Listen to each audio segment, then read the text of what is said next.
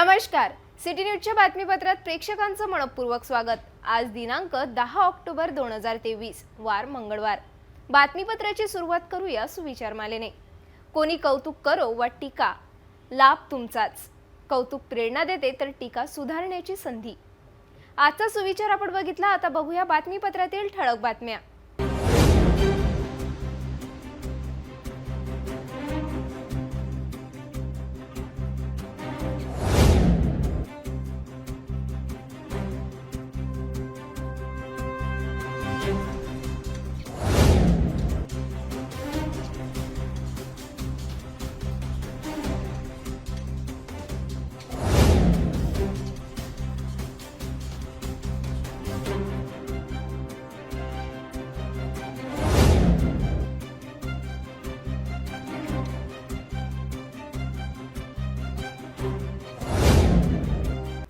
आपण ठळक बातम्या बघितल्या. आता घेऊया छोटासा ब्रेक.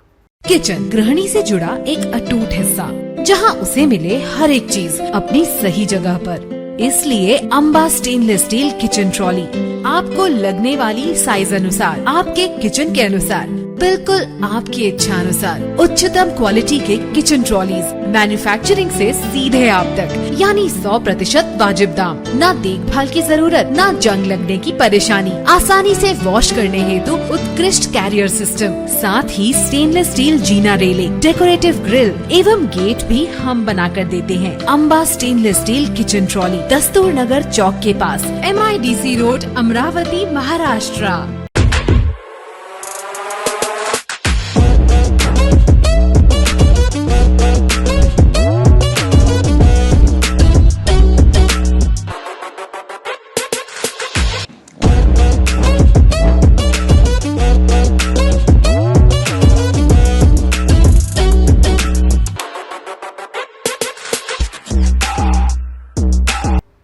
ब्रेक नंतर बघूया सविस्तर बातम्या. महाराष्ट्र राज्य महिला आयोगाच्या अध्यक्षा रुपाली चाकणकर यांनी 10 ऑक्टोबरला अमरावती जिल्ह्याचा दौरा करून अमरावती जिल्हाधिकारी कार्यालयातील नियोजन भवनात महिला आयोग आपल्या दारी या उपक्रमाअंतर्गत सुनावणीसह आढावा बैठक घेऊन माहिती घेतली. यानंतर सायंकाळी पत्रकार परिषदेचे आयोजन करून पत्रकारांना माहिती स्पष्ट केली. त्यानंतर चाकणकर यांनी शहर पोलीस आयुक्तालयाला भेट देऊन त्यांचा पोलीस आयुक्त नवीनचंद्र रेड्डी यांनी पुष्पगुच्छ देऊन त्यांचा सत्कार केला. येथील दामिनी पथकसह महिला पोलीस अधिकारी कर्मचाऱ्यांची भेट घेऊन विचारणा केली. यासोबतच उत्कृष्ट कार्य करणाऱ्या महिला पोलीस अधिकारी कर्मचाऱ्यांचा मोमेंटो देऊन सन्मान करण्यात आला.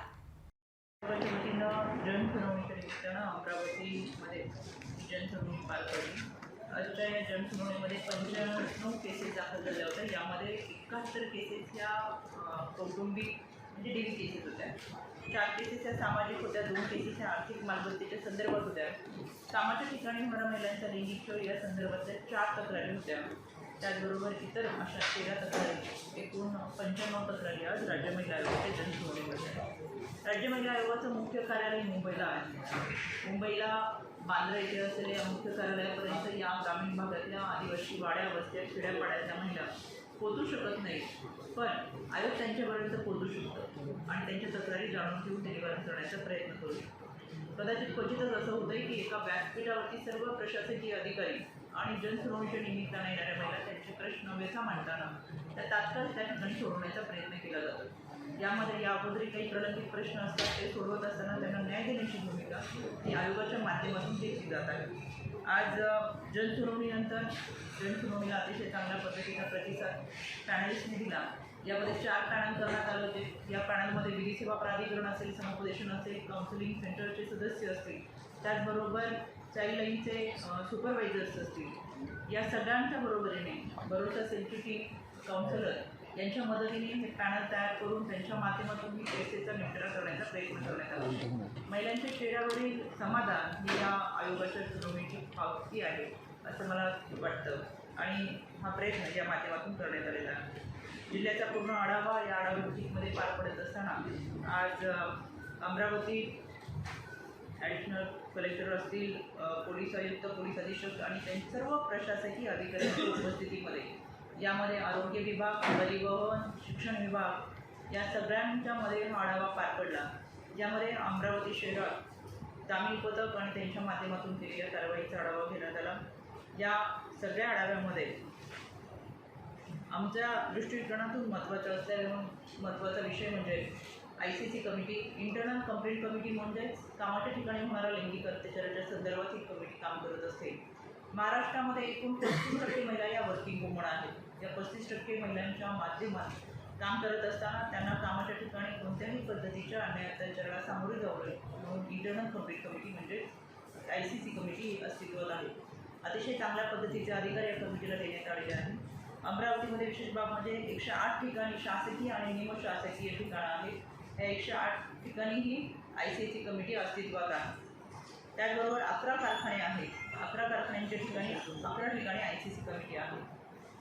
अमरावतीमध्ये एकूण 14 बालविवाह हे रोखलेले आहेत आणि या रोखलेल्या बालविवाहाच्या माध्यमातून इथून पुढेही बालविवाह अशा पद्धतीचे होऊ नये किंवा बालविवाह रोखले म्हणजे फार मोठी कामगिरी आमच्याकडून झाली असे बिलकुल नाही, तर बालविवाह होऊच नाही. बालविवाह हा कायद्यानं गुन्हा आहे, तरीसुद्धा इतक्या मोठ्या प्रमाणात बालविवाह होतात. बालविवाह रोखण्यासाठी तशा पद्धतीचे जिल्हाधिकारी स्तरावरून देण्यात आलेला आहे. आयोगाच्या माध्यमातून सूचना देत असताना यामध्ये बालविवाह करून देणारे, करून घेणारे, फोटोग्राफर, भटजी कार्यालय यांच्यावर गुन्हा दाखल होतोच ही यापूर्वीच्या कायद्याची तरतूद आहे. पण याच्याही पुढे जाऊन बालविवाह होत असताना सामाजिक संस्था असतील आणि मंदिरे असतात, त्याचबरोबर या लग्नाच्या पत्रिका प्रिंट करणारे प्रिंटर असतील, या सगळ्यांवरती कारवाई करण्याच्या सूचना आपल्या जिल्हाधिकारी कार्यालयातून देण्यात आलेल्या आहेत. त्यांच्या स्तरावरती अशा पद्धतीच्या सूचना दिल्या जातील. त्याच्यामुळे बालविवाह करत असताना यामध्ये कोणीही दोषी आढळलं तर त्यांच्यावरती कारवाई केली जाईल. आत्महत्याग्रस्त शेतकऱ्यांच्या विद्यार्थ्यांसाठी शिष्यवृत्ती देत असताना 89 विद्यार्थ्यांना त्याचा लाभ देण्यात आलेला आहे. मनोधैर्य योजनेच्या अंतर्गत 2022मध्ये 145 केसेस दाखल झाल्या होत्या. त्यापैकी 95 केसेस ह्या पेंडिंग आहेत, बाकीच्यांचा निपटारा करण्यात आलेला आहे. 2023मध्ये 116 केसेस दाखल झाल्या होत्या. 132 या पेंडिंग आहेत, बाकीच्या केसेसचा निपटारा करण्यात आलेला आहे. PCPNDT ॲक्ट अंतर्गत 1 केस दाखल झाली होती. या 1 केस ही निकालात काढलेली आहे. जिल्ह्यामध्ये एकूण 2 शासकीय वसतिगृह आहेत.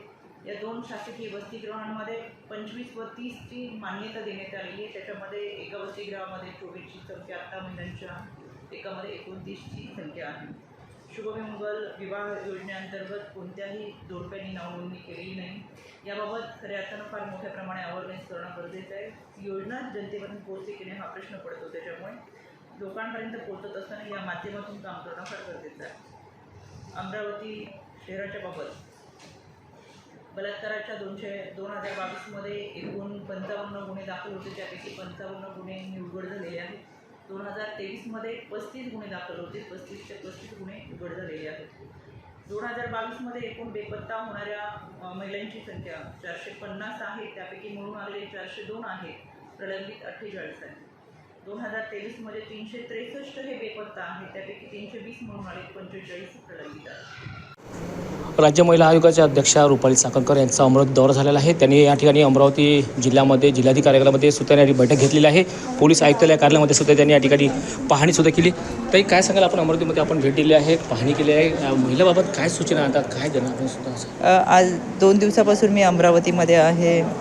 धरणीचा भाग असेल, मेघघाट असेल, आदिवासी सक्षमीकरण मेळावा असेल, अंगणवाडी असेल, PSC असेल, या सगळ्यांना भेट देत आज सकाळपासून जनसुनावणी घेतलीत, अधिकाऱ्यांचा आढावा घेतला. आज कार्यालयामध्ये भरोसा सेल पाहतोय आणि कार्यक्रमाच्या निमित्तानं उपस्थित राहतोय. अतिशय चांगल्या पद्धतीचं नियोजन या सगळ्या यंत्रणेकडून केलं जाते आणि जे काम आहे त्याचं मनापासून कौतुक. जिथे कमी पडू ते भरून काढू, जिथे कमतरता असेल, काही त्रुटी असेल त्या यंत्रणेमध्ये निश्चितपणाने सुधारणा करू.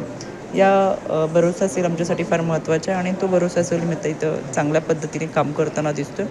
ज्या ज्या ठिकाणी भरोसा सेलची पुढे कमतरता असेल तिथं सामाजिक संस्थांना बरोबर घेऊन आपण या भरोसा सेलच्या अनुषंगाने काम करता येईल, जेणेकरून कुटुंब व्यवस्था टिकवायची.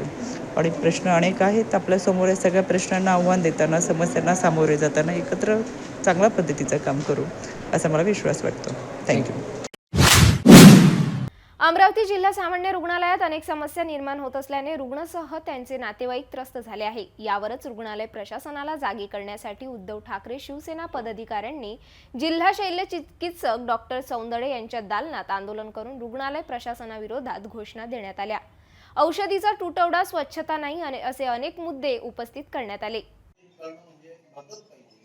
ती खर्च काय काय तुम्ही लिगल आम्हाला देऊ शकता. तुमच्याकडे ह्या वॅकन्सी आहेत, ह्या त्रुटी आहेत, ह्या त्रुटी तुम्ही शासनाला मागितल्या तर शासन देत नाहीये.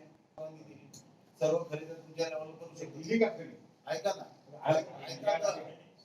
खरेदीची परवानगी दिली पण डीपीडीसीची मीटिंग किती वॅकन्सी आहे, काय आहे, डॉक्टर पासून चपराशापर्यंत स्टाफ पर्यंत हे एवढे तुम्ही आम्हाला जर लेखी स्वरूपात इमर्जन्सी रिक्वायरमेंट आणि इमर्जन्सी रिक्वायरमेंट आणि जी शासनाची बाकीची रिक्वायरमेंट आहे आणि तुम्ही ही संपूर्ण रुग्ण व्यवस्था महाराष्ट्र शासनाची, महाराष्ट्र सरकार जसं रुग्णशय्येवर आहे तसं सगळी रुग्ण व्यवस्था ही सरांवर गेली आहे आणि याला जबाबदार हे महाराष्ट्रातलं बेकायदा सरकार आहे.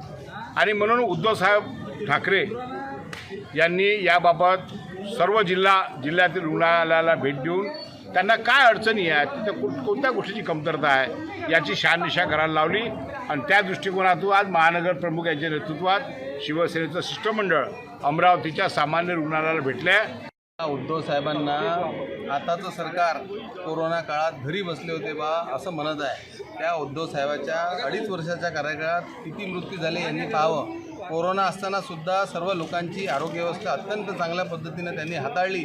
परंतु आता कुठलाही मोठा रोग नसताना हे सरकार लोकांचं आरोग्य जे असं म्हणतो आपण जहान आहे तो जहान आहे ते करण्यात हे सरकार अपयशी ठरलं आहे.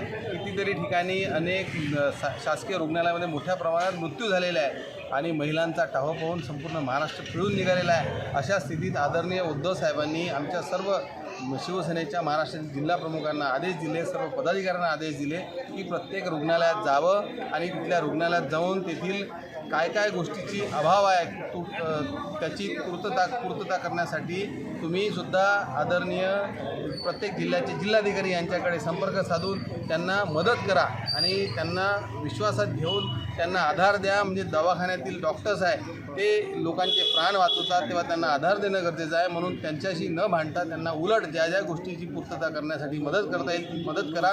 सोबतच शेतकऱ्यांसाठी ज्या विमा कंपन्यांना त्यांना विमा कंपन्याचा जे परतावा तो दिला नाही त्याच्यासाठी मदत केंद्र उभारा असे सुद्धा आदेश दिले. त्यामुळे संपूर्ण जिल्ह्यात शासकीय रुग्णालयात भेटी देणे, तिथल्या माहिती जाणून घेणे आणि त्याचा पाठपुरावा करणे, सोबतच शेतकऱ्यांसाठी मदत केंद्रे उभारणे यासाठी आम्ही सर्व पदाधिकारी या ठिकाणी आलो. 6 तारखेला शिवसेना उद्धव बाळासाहेब ठाकरे पक्षाचे पक्षप्रमुख उद्धव बाळासाहेब ठाकरे यांनी सर्व शिवसैनिकांना महाराष्ट्रातील आदेश दिले की आपण आरोग्य यंत्रणेवर विशेष लक्ष देऊन सर्व दवाखान्यांमध्ये जाऊन इथे औषध उपचार आहे की नाही आहे, औषधाचा तुटडा आहे की नाही आहे आणि इथल्या मशिनरी काम करतात की नाही करत, दवाखान्यात स्वच्छता आहे की नाही आहे याची सखोल चौकशी आणि माहिती घेऊन काही सूचना आरोग्य विभागाला कराव्या अशा प्रकारचे आदेश आम्हाला पक्षप्रमुखांनी दिले. त्याचाच एक भाग म्हणून आज आम्ही इथं जिल्हा सामान्य रुग्णालय अमरावती इरविन येथे या ठिकाणी उपस्थित झालो आहे. शिवसेनेचे सर्व पदाधिकारी, माजी खासदार, जिल्हा प्रमुख, संपर्क प्रमुख तसेच शिवसेना, युवासेना, महिला आघाडीचे प्रमुख पदाधिकारी आज आम्ही CS साहेबांना भेटलो. त्यांनी बऱ्याचशा गोष्टी ह्या उजागर केल्या ज्यामध्ये कमी स्टाफ, काही मशीना आपल्याकडे अवेलेबल नाही आहे, काही औषधं उपलब्ध न होणे, औषधं उपलब्ध होत नाही आहे, अशा बाकीच्या गोष्टी CS साहेबांनी आम्हाला सांगितल्या आणि त्यावर ते उद्या परवा एक पत्रसुद्धा देणार आहे आणि त्याचा पाठपुरावा करायसाठी आम्ही जिल्हाधिकारी कार्यालयांना सर्वजण जाऊन भेटणार आहे.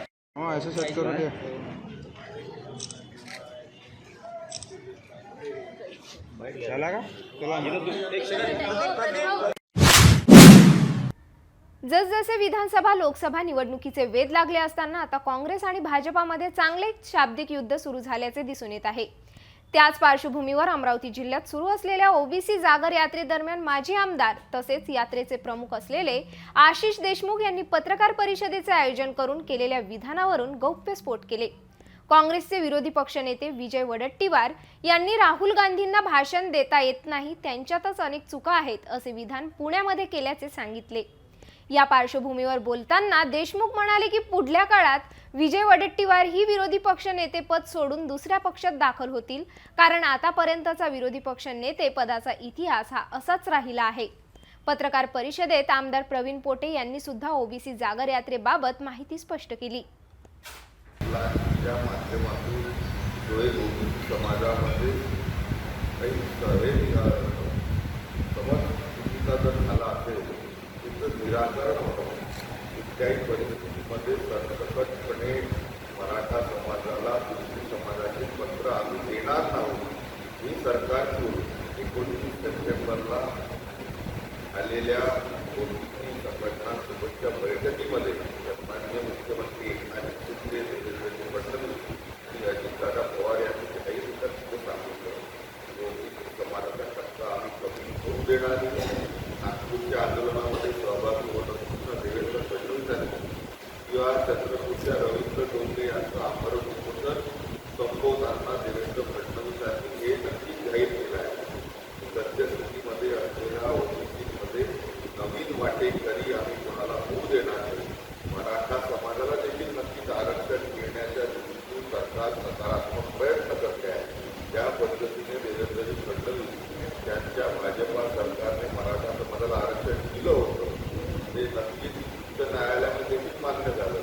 सर्वोच्च न्यायालयामध्ये उद्धव ठाकरे, काँग्रेस आणि शरद पवार हे योग्यरित्या सरकारची बाजू मांडू न शकल्यामुळे मिळालेलं आरक्षण मराठा समाजाला गमवावं लागलं आहे.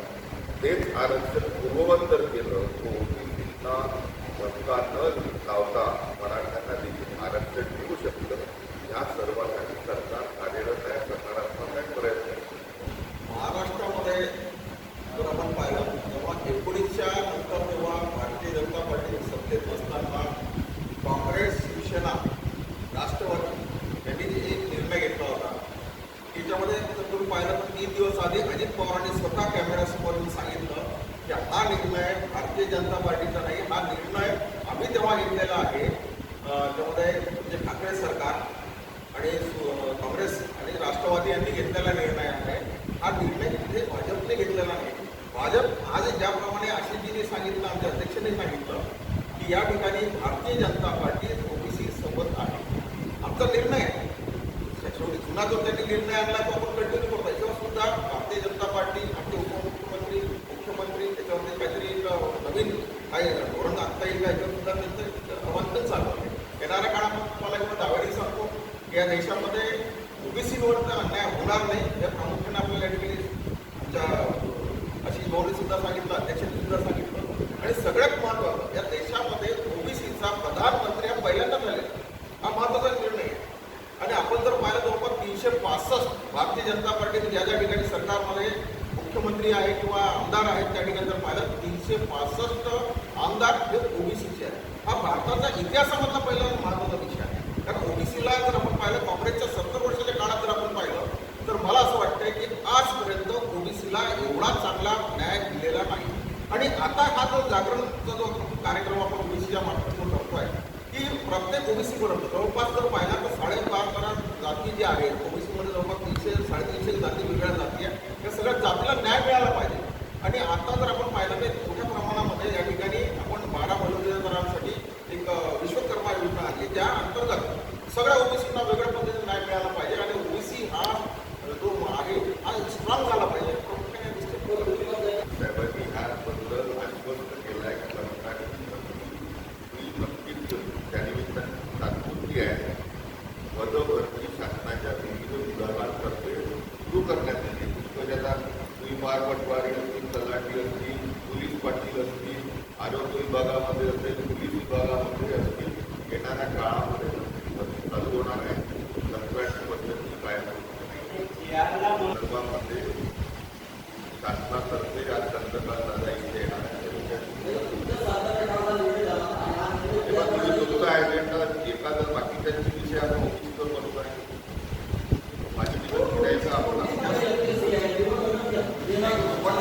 कोरोनाच्या काळामध्ये किंवा इमर्जन्सी आरोग्य सेवांना जर आपण पाहिलं किंवा इतर ठिकाणी जर पाहिलं तर आपण मोठ्या प्रमाणामध्ये अर्जन्सी असते की इमिजिएटली लोकांना लावावं लागतं. कारण आता बरेच लोक रिटायर झाले.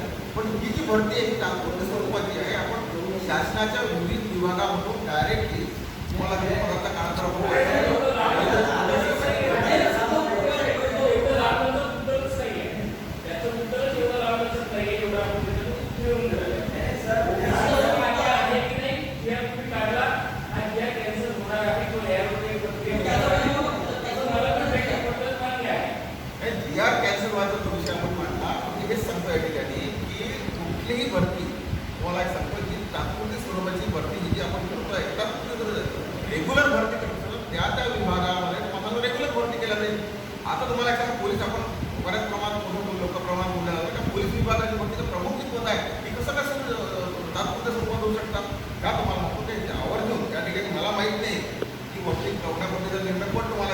जनरल म्हणून मी करतो, जनरल माणूस म्हणून जेव्हा मी स्वतः विचार करतो की तुमचीच सरकार ही तात्पुरती स्वरूपातला तात्काळ जी भरते, तात्काळ जी भरते तात्पुरती स्वरूपाची राहणार रेग्युलर भरती त्या विभागाला त्याच्या आवश्यकता त्यांनी जाहीररित्या कबूल केलं की राहुल गांधींमध्ये काही कमी आहे, ते चांगले वक्ते नाही आहेत. याचाच अर्थ असा की येणाऱ्या नागपूरच्या अधिवेशनापर्यंत अजून एक विरोधी पक्षनेता हा पक्षांतर करेल.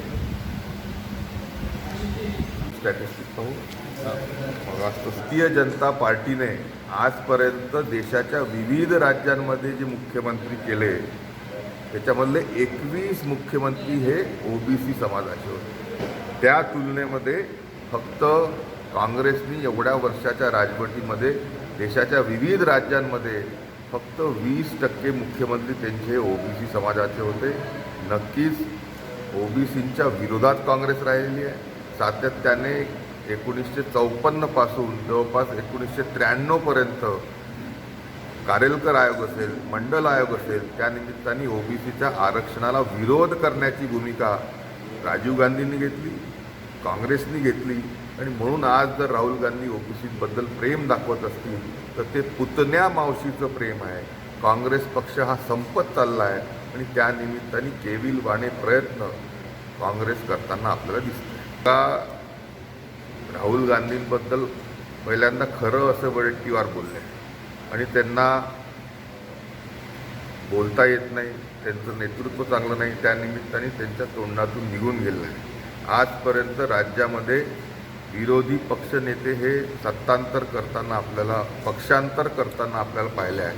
मी हेच म्हणेन की विजय वडेट्टीवारांचं कालचं जे स्टेटमेंट आहे, अजून एक राज्याचा विरोधी पक्षनेता लवकरच पक्षांतर करेल, नागपूरच्या अधिवेशनापर्यंत धीर धरावा. पहा, पहिले एकनाथरावजी शिंदेंनी पक्षांतर केलं, विरोधी पक्षनेते अजित पवार होते, त्यांनी त्यानिमित्ताने पक्षांतर केलं.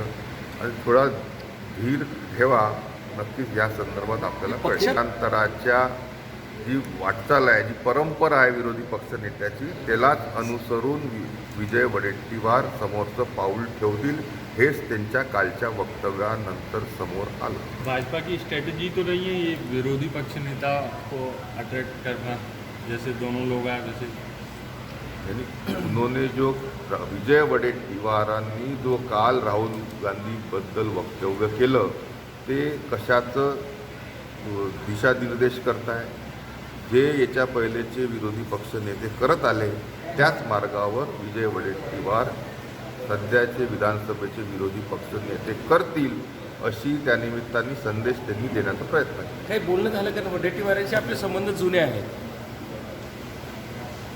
नाही, राहुल गांधींनी किंवा आता नाना पटोलेंना जी तंबी काँग्रेस पक्षाने दिली आहे, के.सी. वेणुगोपालांनी दिली आहे, अतिशय केविलवाणी अशी परिस्थिती जेव्हा नेत्यांची काँग्रेसमध्ये होत आहे, म्हणूनच विजय वडेट्टीवारांनी कालचं वक्तव्य राहुल गांधींबद्दल केलं असं.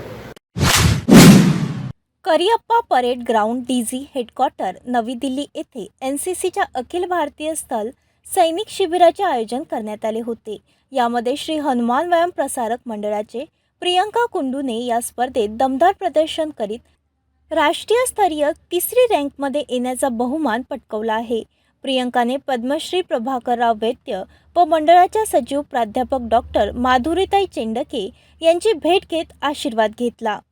श्री हनुमान व्यायाम प्रसारक मंडळाच्या degree college of physical education महाविद्यालयाच्या BPEd अंतिम वर्षाची विद्यार्थी प्रियंका कुंडू बंगाल येथील रहिवासी असून ॲथलेटिक्स खेळामध्ये तिचे प्रावीण्य आहे. सप्टेंबर 2023मध्ये दिल्ली येथे पार पडलेल्या NCC राष्ट्रीय स्पर्धेत तिने ऑब्स्टॅकल्स ट्रेनिंग आणि 10 पिचिंग खेळामध्ये दर्जेदार प्रदर्शन करीत यश संपादित केले. यापूर्वीही 2013 व 2022मध्ये सुद्धा प्रियंकाने राष्ट्रीय स्पर्धेत यश मिळवले होते. प्राध्यापक अक्षय गोहाळ, प्राध्यापक देवानंद सावरकर यांच्या मार्गदर्शनात व प्रशिक्षणामुळे यश संपादित करता आले असल्याचे मत प्रियंका कुंडूने व्यक्त केले. मेरा नाम प्रियंका कुंडू, मैं degree college of physical education की BPEd फाइनल ईयर की स्टूडेंट हूँ. अभी रिसेंटली जो ऑल इंडिया थल सैनिक कैंप हुआ है दिल्ली में 19 सितंबर टू 30 सितंबर। उधर हम हिस्से लिए थे, तो उसमें मेरा इवेंट था ओटी और टेंट पिचिंग। तो ओटी में हमारा 5th पोजीशन आया और टेंट पिचिंग में 3rd पोजीशन आया। प्रियंकाचे नेत्रदीपक यश मंडळाच्या लौकिकामध्ये भर टाकणारे असल्याचे मत पद्मश्री प्रभाकरराव वैद्य यांनी व्यक्त केले असून मंडळाच्या सचिव प्राध्यापक डॉक्टर माधुरीताई चेंडके, सचिव प्राध्यापक रवींद्र खांडेकर, उपाध्यक्ष ॲडव्होकेट प्रशांत देशपांडे, प्राचार्य डॉक्टर श्रीनिवास देशपांडे, प्रशिक्षक अक्षय गोहाळ यांच्यासह सर्व विभाग प्रमुख, प्राध्यापक व सर्व खेळाडू विद्यार्थ्यांतर्फे प्रियंकाचे अभिनंदन करण्यात येत आहे। भेटूया एका छोट्याशा विश्रांतीनंतर।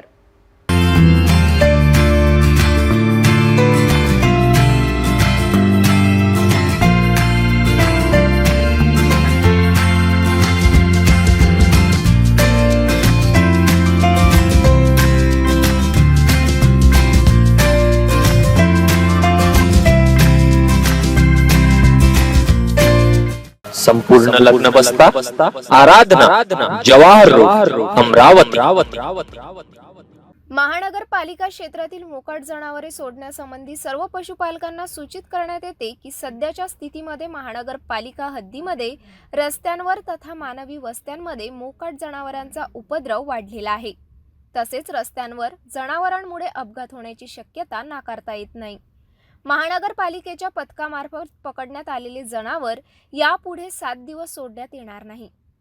मोकाट जनावरांवर तिप्पट दंड आकारण्यात येईल। तसेच जनावरांमुळे अपघात अथवा मानवी जीवितास धोका झाल्यास महाराष्ट्र पोलीस अधिनियम कलम 90 गुराढोरांना रस्त्यावर भटकू देणे किंवा खाजगी किंवा सार्वजनिक मालमत्तेवर अतिक्रमणे करू देणे यासाठीची शिक्षा, कलम 91 गुरास कोंडवाड्यात घालणे, कलम 92 हक्क सांगितलेले गुरे स्वाधीन करणे, कलम 93 हक्क न सांगितलेले गुराढोरांची विक्री, कलम 99 सडके संबंधीचे नियम न पाळणे, कलम 100 प्राण्यांकडून अडथळा किंवा खोडी करविणे, कलम 106 घोडे वगैरे मोकळे सोडणे, हिंसक कुत्रे मोकळे राहू देणे अन्वये पशुपालक यांच्यावर गुन्हे दाखल करण्यात येते।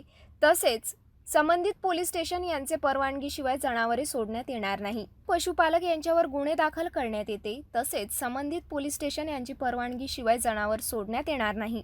महाराष्ट्र महानगरपालिका अधिनियम अनुसूची ड प्रकरण 14 कलम 22, 23, 24 अन्वये पशुपालनासंबंधी सक्षम प्राधिकरणे यांची परवानगी सादर करावी लागेल तथा कलम 376 अन्वये तथा मनपा सर्वसाधारण ठराव क्रमांक 47 नुसार पशुपालन यांच्यावर कार्यवाही करण्यात येईल व नागरिक क्षेत्रात गुरे पाळणे अधिनियम याबाबतची अंमलबजावणी करून संबंधिताने व पालकांन्वये कायदेशीर कार्यवाही करण्यात येईल व होणाऱ्या आर्थिक नुकसानास महानगरपालिका जबाबदार राहणार नाही। आयुक्त महानगरपालिका अमरावती। विश्रांतीनंतर पुन्हा आपले स्वागत। जागतिक बेघर दिनानिमित्त बडनेरा शहरातील आधार निवार केंद्राच्या वतीने जनजागृती रॅली काढून समाजासमोर एक नवा संदेश देण्यात आला। यावेळी केंद्रात चर्चासत्राचे आयोजन करून बेघराविषयी माहिती स्पष्ट करण्यात आली।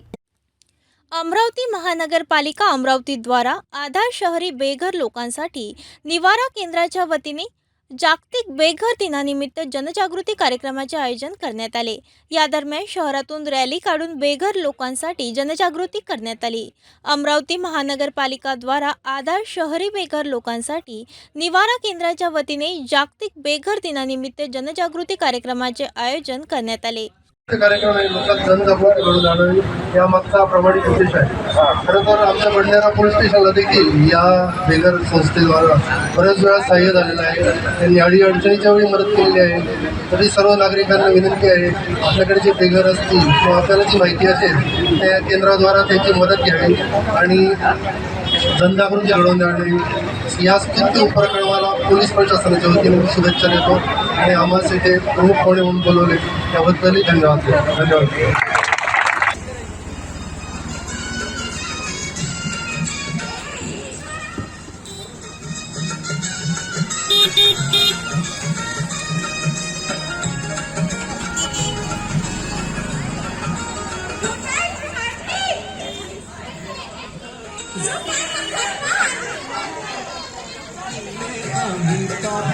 झाले निवारा केंद्राच्या सभागृहात चर्चासत्राचे आयोजन करण्यात आले। या कार्यक्रमाला समाजकार्य महाविद्यालयाचे डॉक्टर राजकुमार दासरवाडे, वरिष्ठ पोलीस निरीक्षक नितीन मगर, मनपाचे भूषण बाळे, प्रफुल्ल ठाकरे कुकडे, निवारा व्यवस्थापन ज्योती राठोड, संचालक राजीव बसवनाथे उपस्थित होते। चर्चासत्रानंतर निवारा केंद्रापासून ते समता चौकातील डॉक्टर बाबासाहेब आंबेडकर पूर्णाकृती पुतळा स्मारकपर्यंत बेघरांना निवारा देण्यासाठी जनजागृती रॅलीचे आयोजन करण्यात आले होते। या रॅलीमध्ये समाजकार्य महाविद्यालयातील विद्यार्थी, महिला बचत गट, सामाजिक कार्यकर्ते उपस्थित होते। या रॅलीचा समारोप डॉक्टर बाबासाहेब आंबेडकर यांच्या स्मारकाजवळ करण्यात आला। डॉक्टर बाबासाहेब आंबेडकर यांच्या पुतळ्याला पोलीस निरीक्षक नितीन मगर यांनी हार अर्पण करून अभिवादन केले व आपले मनोगत व्यक्त केले। कार्यक्रमाचे संचालन राजीव बसवनाथे यांनी केले। देशातील सर्वात मोठा उत्सव समजला जाणारा नवरात्री उत्सवाला 15 ऑक्टोबरला सुरुवात होणार आहे। अशातच अनेक मूर्तिकार देवींच्या सुंदर सुंदर मूर्ती बनविण्यास व्यस्त आहे। तर अमरावती जिल्ह्यातील कुलदैवत असलेल्या आई अंबादेवी एकविरा देवी संस्थान सुद्धा आता सज्ज आहे। दोन्ही मंदिरात 9 दिवस पूजा अर्चना भजन कीर्तनाचे आयोजन करण्यात आले आहे। भाविकांना दर्शनाला अडचण येऊ नये म्हणून संस्थान वतीने येथे शामियाना बिछायत लावण्यात आले आहे। सर्वांना आता नवरात्री उत्सवाचे वेध आतुरता लागली असताना आता सर्वत्र नवरात्री उत्सवाला सुरुवात होणार आहे। देशात सर्वात मोठा आनंदाचा उत्सव हा नवरात्र उत्सव समजला जातो। येणाऱ्या 15 ऑक्टोबरला देशात मोठ्या उत्साहात नवरात्री उत्सवाला सुरुवात होणार आहे। याकरिता सर्व देवी मंडळ पदाधिकारी आपल्या कामात व्यस्त झाले आहे। अमरावती जिल्ह्यातील सर्व मूर्तिकार देवीच्या मूर्ती बनवण्यास व्यस्त आहे। अनेक महिला कामगार देवीच्या मूर्तीला रंग देऊन सजवित आहे। तर दुर्गा देवीच्या सुंदर मुद्रेतील अनेक सुंदर मूर्ती साकारण्यात येत आहे। अमरावती जिल्ह्याचे कुलदैवत असलेले आई अंबादेवी एकविरा देवी संस्थान सुद्धा नवरात्री उत्सवाच्या कामाला लागले आहे। येथे रंग देणे, शामियानासह अनेक तयारी करण्यात कामगार व्यस्त आहे। मंगळवारी अंबादेवी एकविरा देवी मंदिरात अनेक महिलांनी दर्शनाला गर्दी केल्याचे दिसून आले। एकविरा देवी संस्थान वतीने 9 दिवस प्रसाद, कीर्तन, भजन सह अनेक धार्मिक कार्यक्रमाचे आयोजन करण्यात आले। नवरात्रीच्या पहिल्या दिवशी पहाटे 4 वाजता अभिषेक, 7 वाजता घटस्थापना, ध्वजारोहण सह अनेक कार्यक्रमांचे आयोजन करण्यात आले। याविषयी एकविरा देवी मंदिर संस्थान वतीने माहिती देण्यात आली। नमस्कार, मी चंद्रशेखर कुलकर्णी, सचिव एकविरा देवी संस्थान। आपणा सर्वांना ज्ञात आहे की येत्या 15 ऑक्टोबरपासून शारदीय नवरात्र उत्सवाला प्रारंभ होतो आहे। दरवर्षीप्रमाणे याही वर्षी श्री एकविरा देवी संस्थानतर्फे हा उत्साह आनंदात आपल्या सर्व भक्तांना मिळून पार पाडायचा आहे। भक्तांच्या सोयीच्या दृष्टिकोनातून भक्तांना इथे आल्यानंतर शांततेने दर्शन व्हावं, कुठलाही त्रास न होता, भजन कीर्तन याचा श्रवणाचा सुद्धा लाभ घेता यावा ह्या दृष्टिकोनातून कार्यक्रमाचे आयोजन केले आहे। तसेच विशेष म्हटलं म्हणजे महाप्रसाद, इथे दैनंदिन महाप्रसाद होतो आपल्या इथे, आपणा सर्वांना श्रुत आहेतच। तर त्या संदर्भात सांगायचं म्हटलं म्हणजे दिवसेंदिवस आपल्या इथे हा अन्नदानाचा कार्यक्रम चालतो। अन्नक्षेत्र हे आपलं मंदिराच्या बिल्डिंगलगतच आपली दुसरी बिल्डिंग आहे, त्या ठिकाणी हे वर्षभर चालतं। दर दिवशी आपण 20 रुपये प्रमाणे आपण महाप्रसादाचं नियोजन केलेलं आहे। पण दरवर्षी शारदीय नवरात्र उत्सवामध्ये 9 दिवस निःशुल्क आपण महाप्रसादाचा कार्यक्रम आयोजित करतो आणि दररोज 3 ते 4 हजार लोक कमीत कमी, त्यापेक्षा जास्तच इथे प्रसादाचा लाभ घेतात। आणि ती वेळ आहे आपली दुपारी 12 ते 2 जरी ठेवली तरी ते 2-2:30पर्यंत चालतं आणि आलेल्या संपूर्ण भक्तांना इथे प्रसाद देण्याचा आम्ही पुरेपूर प्रयत्न करतो। त्यांना कुठला त्रास व्हावा नाही, लाईनमध्ये लागून व्यवस्थित प्रत्येकाला त्याचा लाभ मिळावा ह्या दृष्टिकोनातून इथे आमचे सेवेकरी आहेत। बरेच लोक निःशुल्क सेवा द्यायला सुद्धा इथे येत असतात। त्या सगळ्यांच्या सहकार्याने, मदतीने हा सगळा उपक्रम होतो आणि ह्या उपक्रमाकरता लागणारा जो काय धान्य स्वरूपात म्हणा, नगदी स्वरूपात जे काय पैसा खर्च जो होतो तो संपूर्ण भक्तांच्या सहकार्याने होत असतो। तर संस्थान फक्त हे नियोजन करतं पण संस्थानामध्ये होणारा प्रत्येक उपक्रम जो उत्साहात आनंदात पाडला जातो तो सर्व भक्तांच्याच सहकार्याने होतो आणि अंबाबाईच्या आशीर्वादाने होतो. आता येत्या 15 ऑक्टोंबरला या शारदीय नवरात्र उत्सवाला प्रारंभ होतो आहे. त्याच्यानंतर त्या दिवशी सकाळी 4 वाजता भक्तांद्वारे ज्या अभिषेकाच्या पावत्या फाडल्या जातात त्याचा अभिषेक सकाळी 4 वाजता 15 तारखेला सुरू होईल आणि सकाळी 7 वाजता घटस्थापना होईल. घटस्थापनेनंतर 10 वाजता ध्वजारोहण होईल आणि त्या दिवसापासून दुपारी 12 वाजता नैवेद्य महाआरती होऊन महाप्रसादाला सुरुवात होऊन सायंकाळला बीडचे युवा कीर्तनकार आहेत ऋतुपूर्ण रामदासी यांचं सुश्राव्यवाणीतून इथे कीर्तन होणार आहे प्रतिपदा ते अष्टमीपर्यंत आणि नंतर नवमीला दुपारी 12 वाजता इथे हवनाला सुरुवात होईल आणि सायंकाळी 6ला पूर्णाहुती होईल. त्याच्यानंतर रात्रीला वारकरी कीर्तन आपल्या इथली परंपरा आहे की नवमीला दरवेळेस ही परंपरेने चाललेलं आहे की एक वारकरी कीर्तन असतं. यावर्षी हरिभक्त प्रल्हाद श्री अविनाश महाराज रोडे ज्ञानसागर वारकरी संस्थेचे कोषाध्यक्ष आहेत त्यांचं इथे कीर्तन होईल आणि त्यानंतर नवमीच्या महाप्रसादाला सुरुवात होईल. त्याच्यानंतर 24 तारखेला दुपारी 4 वाजता सिमोल्लंघनाला सुरुवात होईल. दरवर्षीप्रमाणे आई अंबाबाईची मूर्ती आणि एकविरा मातेची मूर्ती एकाच पालखीतून सिमोल्लंघनाला दुपारी 4 वाजता जाण्याकरता निघेल. लाखो हजारो लोक त्या याच्यात सिमलीत असतात.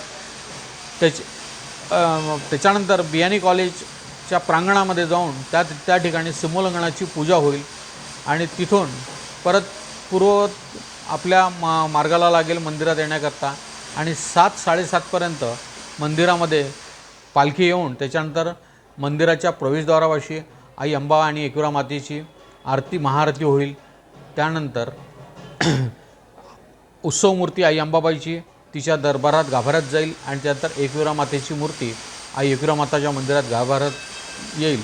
त्या दिवशी असंख्य भक्त सोनं वाहून आई अंबा माता एकविरा माताचा आशीर्वाद घेतात आणि सुरक्षेच्या दृष्टिकोनातून ज्या शासकीय गाईडलाईन्स आम्हाला दिलेल्या गेल्या आहेत त्याचे आम्ही पुरेपूर पालन करण्याचा पूर्ण प्रयत्न करतो आणि जवळपास 50 ते 70च्या जवळपास इथे CCTV कॅमेरेज लागलेले आहेत. म्हणजे कोणीही कुठलंही चुकीचं काम केलं तर तो कुठूनही ट्रॅप होऊ शकतो. त्यामुळे आम्हाला विश्वास आहे की आमच्या परिसरात कुठल्याही भक्तांना कुठलाही त्रास होणार नाही याची आम्ही पूर्ण काळजी घेऊ आणि त्याचा पुरेपूर फायदा येणाऱ्या भक्तांना होईल आणि त्यांना सहजतेने आई अंबाबाईचं एकविरा मातेचं दर्शन होईल असं संपूर्ण नियोजन यावर्षी शारदीय नवरात्र उत्सवाचं झालेलं आहे. वन्यजीव सप्ताहानिमित्त वस्तापूर वनपरिक्षेत्र अंतर्गत वन विभाग वतीने नैसर्गिक संपत्तीला सुरक्षित ठेवण्याकरिता नागरिकांमध्ये जनजागृती कार्यक्रमाचे आयोजन करण्यात आले. यामध्ये शालेय विद्यार्थ्यांकरिता संगीत खुर्ची, चित्रकला स्पर्धा सारखे विविध कार्यक्रमाचे आयोजन करून गावात जनजागृती रॅलीचे आयोजन करण्यात आले. या स्पर्धेत अनेकांनी सहभाग घेतला तर वन्यजीव सोबतच नैसर्गिक संपत्तीबाबत नागरिकांना वन अधिकाऱ्यांनी माहिती स्पष्ट केली. चिखलदरा तालुका अंतर्गत येणाऱ्या वस्तापूर येथे वन्यजीव सप्ताह निमित्त विविध कार्यक्रमाचे आयोजन घेण्यात आले होते. नागरिकांमध्ये वन्यजीव संरक्षण तसेच नैसर्गिक संपत्तीला सुरक्षित ठेवण्याकरिता नागरिकांमध्ये जनजागृती करण्यासाठी वन्यजीव सप्ताह दरवर्षी 1 ते 7 ऑक्टोबर दरम्यान मोठ्या उत्साहात पार पाडला जातो. वस्तापूर वनपरिक्षेत्र अंतर्गत वन विभागाच्या प्रमुख अधिकाऱ्यांच्या उपस्थितीत वन्यजीव सप्ताह निमित्त विविध कार्यक्रमाचे आयोजन करण्यात आले होते. शाळेतील विद्यार्थ्यांची रॅली गावातून काढून नागरिकांमध्ये जनजागृती करण्यात आली. संगीत खुर्ची, चित्रकला स्पर्धा सारखे विविध कार्यक्रम घेण्यात आले.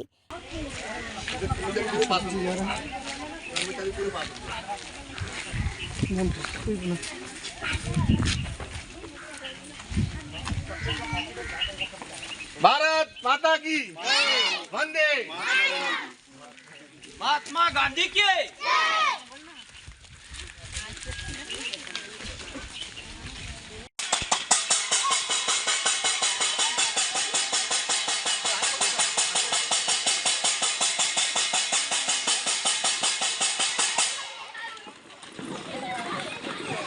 मेळघाट वन्यजीव विभागातील वन अधिकारी यशवंत बहाडे यांच्या मार्गदर्शनामध्ये वनपरिक्षेत्र अधिकारी प्रीती यावतकर, वर्तुळ अधिकारी अभय चंदेल, वनरक्षक राहुल वडे, शेख मुन्नू, गोपाल चव्हाण, शिवा वाघमारे, मनोहर खडके यांनी वन्यजीव सप्ताह यशस्वी होण्यासाठी अथक प्रयत्न केले.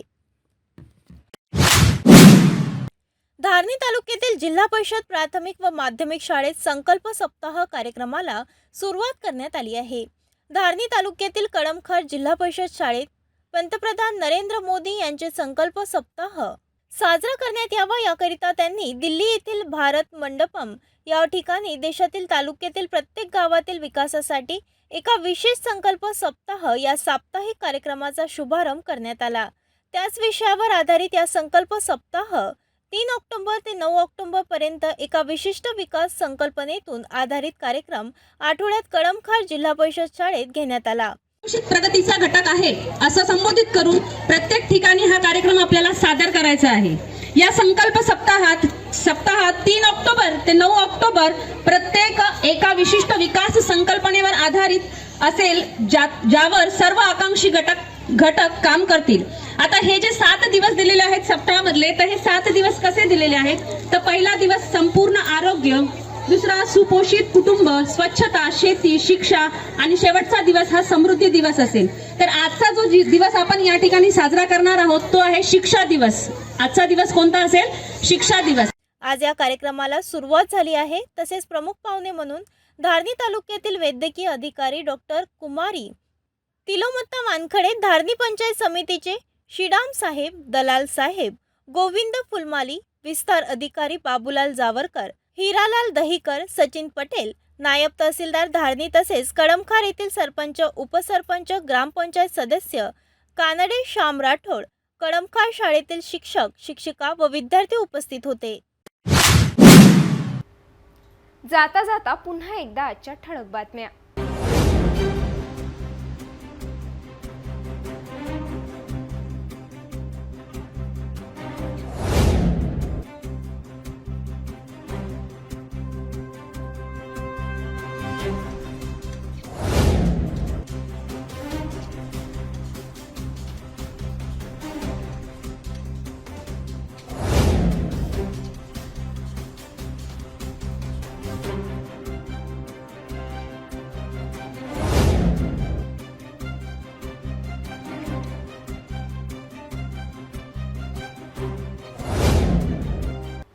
आपण आता सिटी न्यूज चॅनल आपल्या टीव्हीवर सुद्धा बघू शकता. यामध्ये GTPL channel number 73, Fastway 256, city cable channel number 92. जर आपल्या टीव्हीवर सिटी न्यूज चॅनल दिसत नसेल तर आपण आपल्या केबल ऑपरेटरशी संपर्क करावे. आपण सिटी न्यूज केबलच्या व्यतिरिक्त YouTube, फेसबुक, इंस्टाग्राम आणि ट्विटरवर सुद्धा बघू शकता. याकरिता सोशल मीडिया अकाउंट सबस्क्राईब करा, फॉलो करा, लाईक करा. YouTube अकाउंट सबस्क्राईब करण्याकरिता सबस्क्राईब बटनला क्लिक करा आणि बेल आयकॉन दाबायला विसरू नका, कारण सर्वात आधी समाचार आपल्यापर्यंत पोहोचणार आहे. तसेच सिटी न्यूजचे फेसबुक पेज लाईक करा, इंस्टाग्राम आणि ट्विटर हँडल फॉलो करा. आपण व्हॉट्सॲपवर सुद्धा सूचना देऊन न्यूज प्राप्त करू शकता. व्हॉट्सॲप नंबर खाली स्क्रीनवर येत आहे. हे बातमीपत्र एवढ्यावरच थांबूया. पुन्हा भेटूया नवीन घडामोडींसोबत. नमस्कार.